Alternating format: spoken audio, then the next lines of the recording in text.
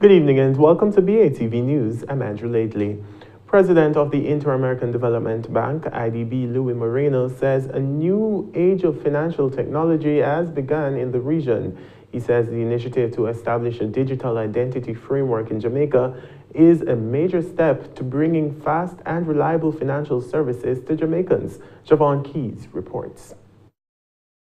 According to IDB President Louis Moreno, financial technology fintech is popular in several Latin American countries. He says it's a part of the digital revolution, which is drastically changing the way how transactions are done. It's not as popular in Jamaica as yet, but President Moreno says if things go as planned, the National Identification System NIDS could be the gateway for smarter financial technologies in Jamaica. Where simply by having, in this case, your digital identity and or your name and birth date and email address, that with all the interactions we do with our cell phones provides, through big data, enough information to understand your consumption patterns and, more importantly, your capacity to pay. And that has become kind of your credit scoring, such that a credit can be approved in a process of 7 seconds and disbursed within the next hour. He says it's a major step in formalizing the Jamaican economy, but the country has to be ready for it. That's the kind of opportunities that we have. And to the point that the Prime Minister was making, this is all about making life for the Jamaican citizens so much better. But we got to get ready for that, and certainly there is a learning process, but I think this is one of the most exciting ways not only to formalize our economies, something that is a big challenge, certainly here in Jamaica. The IDB president says electronic commerce is quickly becoming a mode of doing business globally. But you see in countries like China, for instance, where a company like Alipay and Alibaba have been able to today move billions and billions of dollars. And today, Chinese consumers are largely doing electronic commerce. If you look at electronic commerce, today is growing at a rate of over 30%. Yet, your traditional commerce is moving at about 5%. So these are the kinds of challenges and exponential change that we're presencing, whereby what the Prime Minister was describing is one of the foundations to begin to move in that direction. Principals of Sagicor Real Estate X Fund and Sagicor Group Jamaica, through its affiliated entities, have struck a deal with NASDAQ-listed hotel owners and operators Playa Hotels and Resorts to combine their tourism assets. Camille Gale has the details. The agreement sees the Sagicor entities contributing their portfolio of all-inclusive resorts along with developable land sites in Jamaica. These include the Hilton Rose Hall, the Jewel Runaway Bay, Jewel Duns River and Jewel Paradise Cove, and the 88-room hotel tower and spa, which forms part of the Jewel Grand, formerly Palmyra.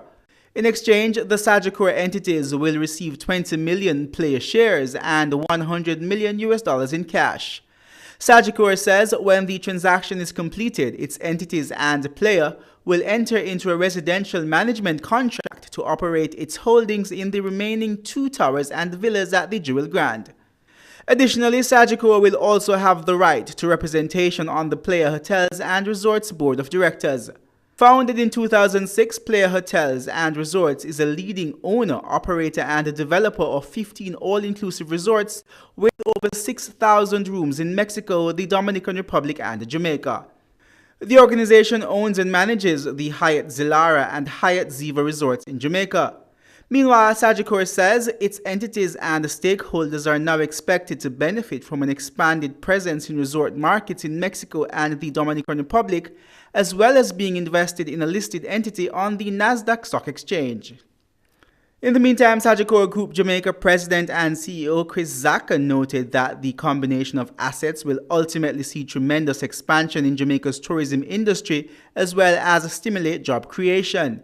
He said Playa is expected to invest over $200 million to build 760 additional rooms in Jamaica over the next 3 years. Sagicor's shareholding in Player will be approximately 15%, making it the second largest shareholder in the company.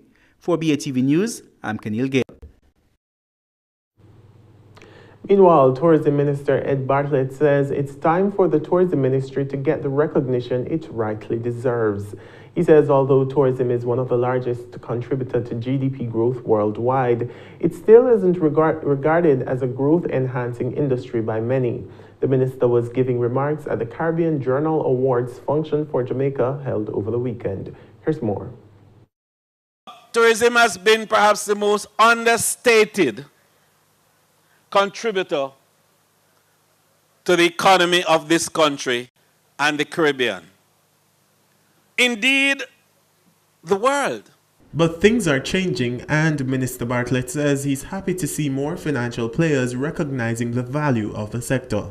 However, he points out that it shouldn't have taken so long. It is only in recent times, in the last 5 years, that global financial institutions began to take note of tourism, notwithstanding the fact that it has been the fastest growing sector and the largest contributor in the last 10 years to global GDP. The tourism minister argues that the sector contributes largely to job creation, particularly in the services industry. At 11%, with $7.6 trillion in value, employing 10% of the world's workforce and accounting for more than 30% of the trade in services, tourism today has become a mammoth industry that has embraced more than 79 countries with GDP dependence of 10% and more. He says studies have shown a high correlation between thriving developing countries and a booming tourism sector. And a study that was done of the development of small countries and the impact of industrial as well as commercial activities on their economy and what has made them grow clearly indicated that the small countries of the world are greatly impacted by tourism as an instrument for growth. For BATV News, I'm Andrew Laidley. Still to come, Timeless Herbal Care banking on a local team to build Jamaica's marijuana industry. The details when we return.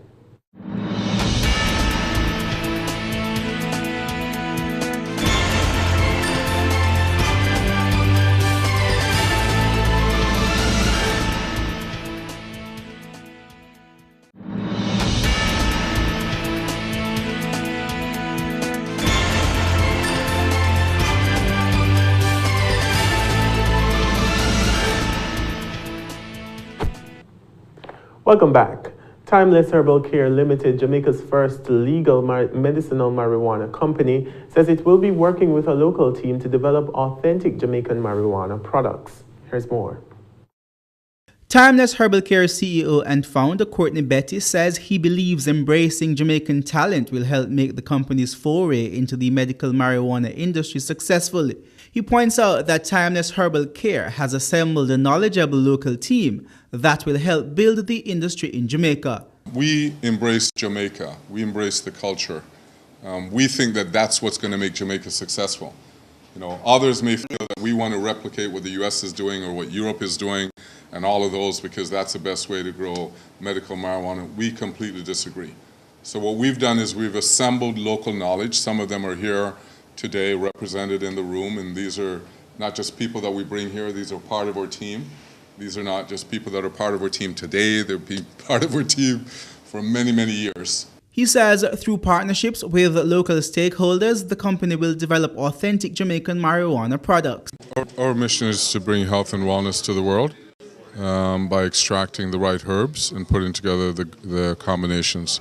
We're partnered with the Jamaica Bauxite Institute, so we'll work along with them. And the other partners are University of West Indies, University of Technology, the Christiana Potato Growers Association, the Ganja Growers Association. We've built a network of partnerships here in Jamaica. The Timeless Herbal Care CEO says that the company is in a unique position and is poised to become an industry leader in the region. We're the only certified facility for growing medical cannabis in the Caribbean. And what does that mean? We're not talking about our license. We've actually went through a process with the Ministry of Agriculture for certification. And what you see there, as you notice how everyone is dressed, gowned, creating a closed environment for growing.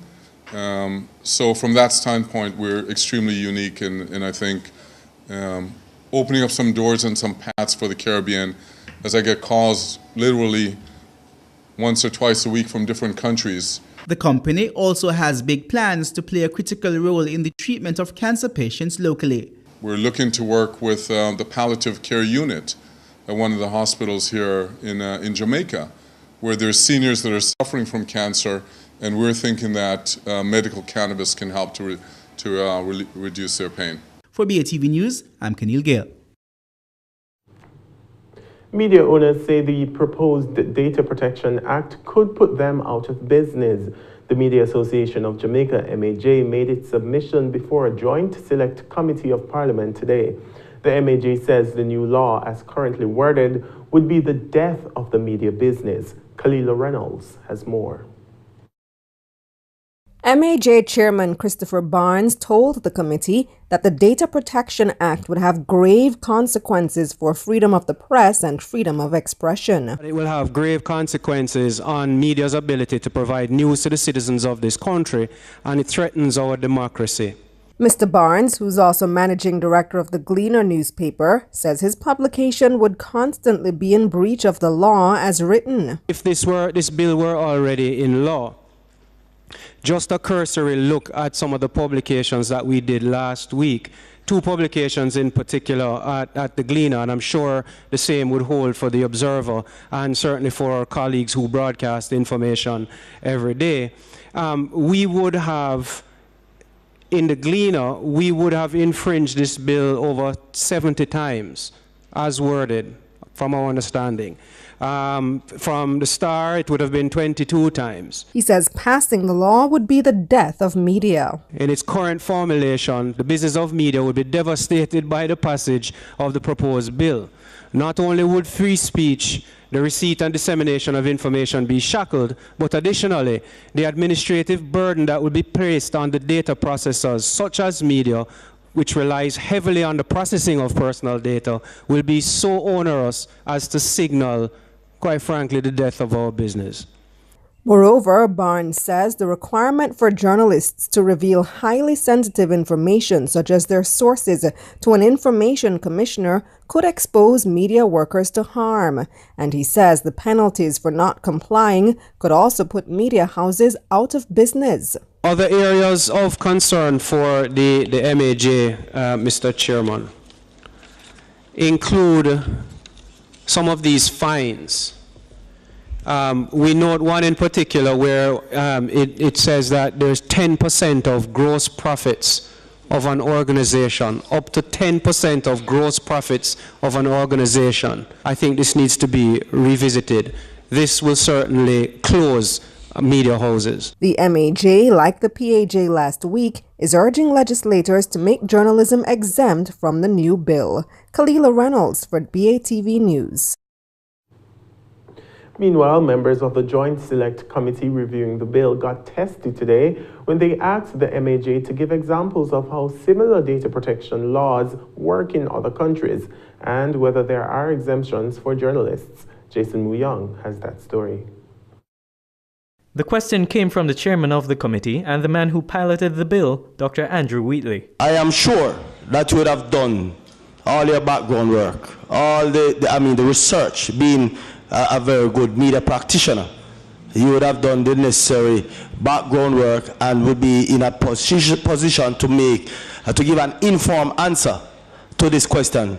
For example, it is not only EU that is looking to legislate data protection bills or acts. You know, of course, would have looked at other jurisdictions. Something similar is in Canada, something is in Japan. How do they treat with the exemption that you are requesting? Mr. Barnes responded. The research that we have done, we have not been able to find anything that addresses the concern that faces journalists and media organizations.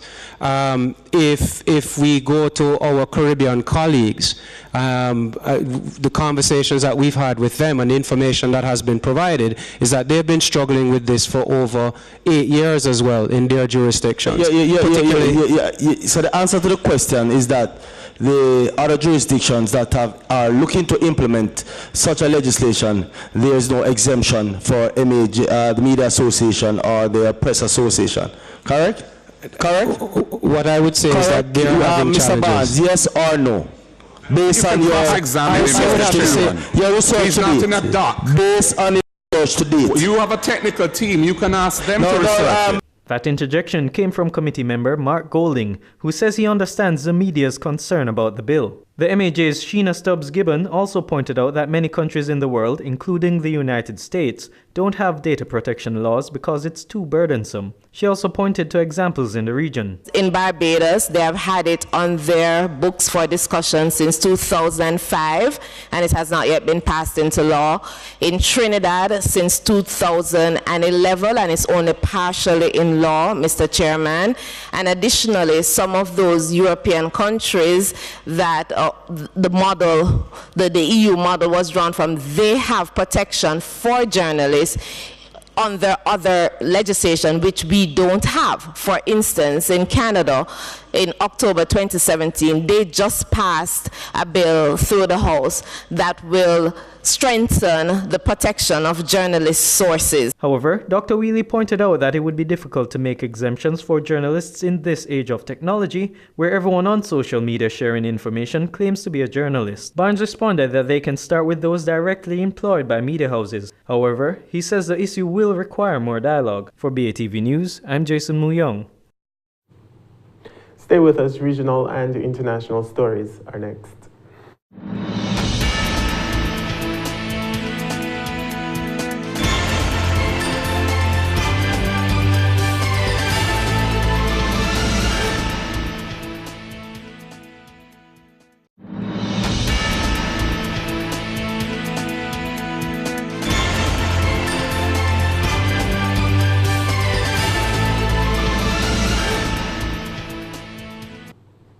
Welcome back and thanks for staying with us. It's time for regional and international news. The Ministry of Finance in Trinidad and Tobago is advising members of the public to exercise caution when engaging in any form of investment and to seek the advice of the regulatory bodies.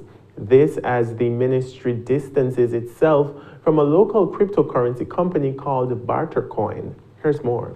The company Bartercoin claims to be the modern adaptation of bartering trading, reinforced with blockchain technology, and is designed to disrupt the way online transactions take place today.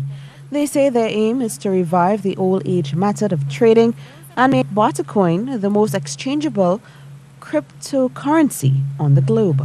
However, media statement from the Ministry of Finance note there has been a recent international trend of digital currency, and locally with the proposed launch of Bartercoin exchange and initial coin offering in Trinidad and Tobago, the ministry says the regulatory body for investments in Trinidad and Tobago, the Securities and Exchange Commission, recently stated that the commission has not, as of this date, approved any initial coin offerings. They said the ongoing offerings are unregulated and speculative investments with considerable risk to the investor. The Commission further identified risk of heightened potential for fraud, cross-border disruption risk, information asymmetry and liquidity risk, and they claim that the proposed Bartercoin exchange has not received the approval of the Central Bank of Trinidad and Tobago.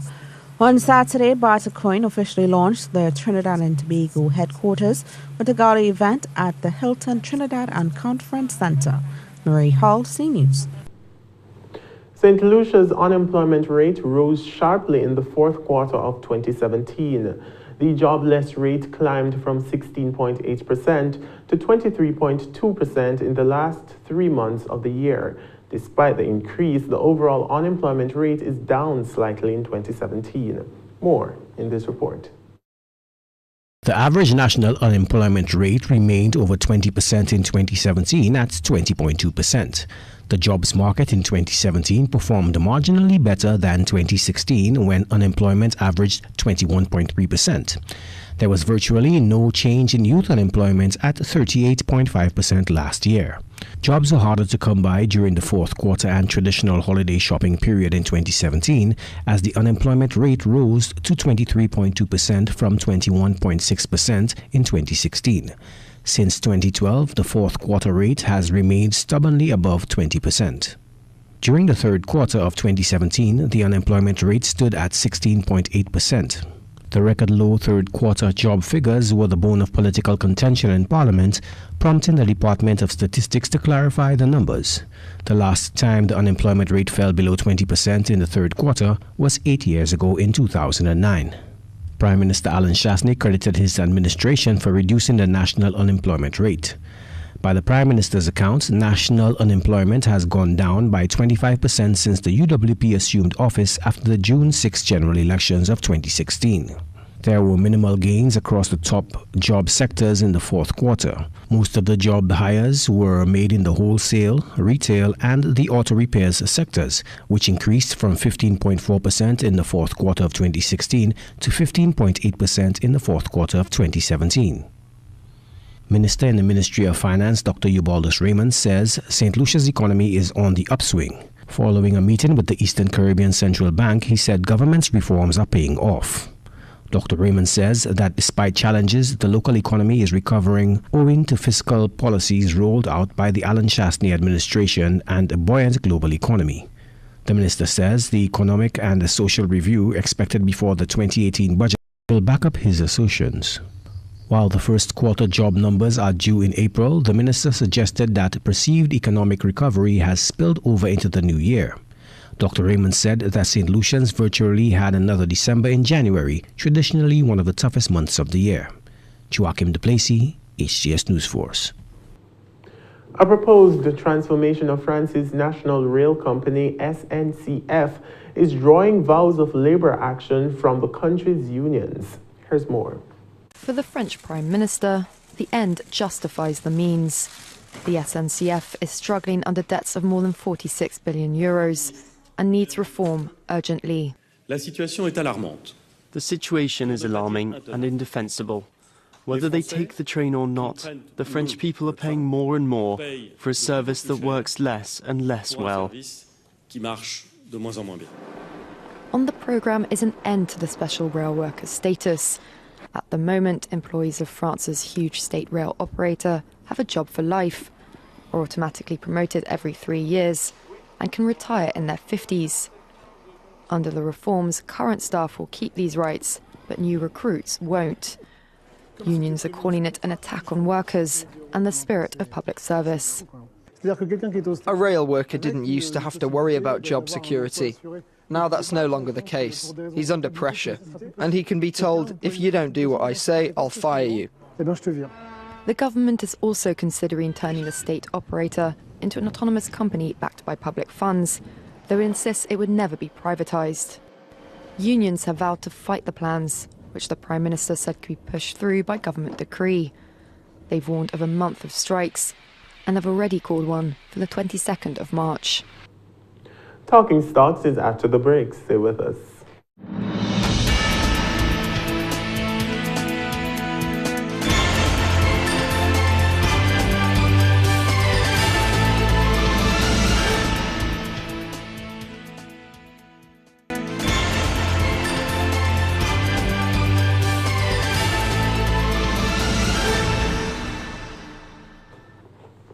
Welcome back. Time now for Talking Stocks.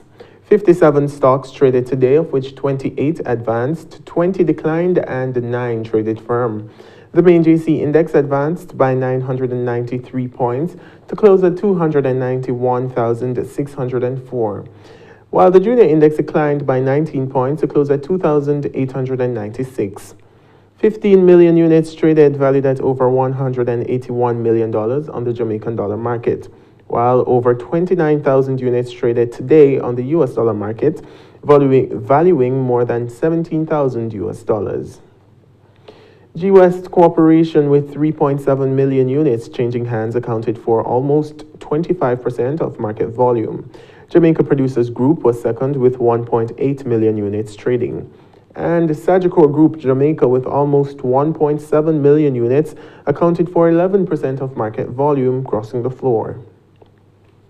Proven 8.25 cumulative redeemable preference shares was the top advancer, up 75 cents to close at $5.90, followed by G-West Corporation, up 30 cents to close at $2.90, and Pulse Investments, up 19 cents to close at $1.99.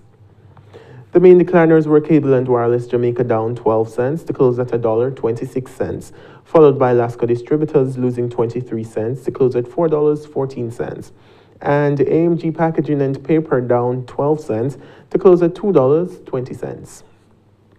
In foreign exchange trading, the Jamaican dollar lost ground on all three major trading currencies today.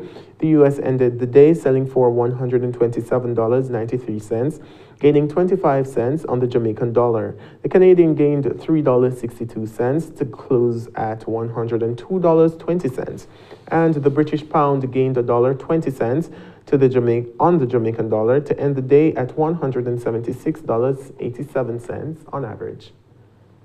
And that's the news, but before we go, a recap of our top story. President of the Inter-American Development Bank, IDB, Louis Moreno, says the initiative to establish a digital identity framework in Jamaica in the form of the National Identification System, NIDS, is a major step to bringing fast and reliable financial services to Jamaicans. Thanks for watching. For more content, please visit our website at batvja.com. I'm Andrew Laidley. Pleasant viewing.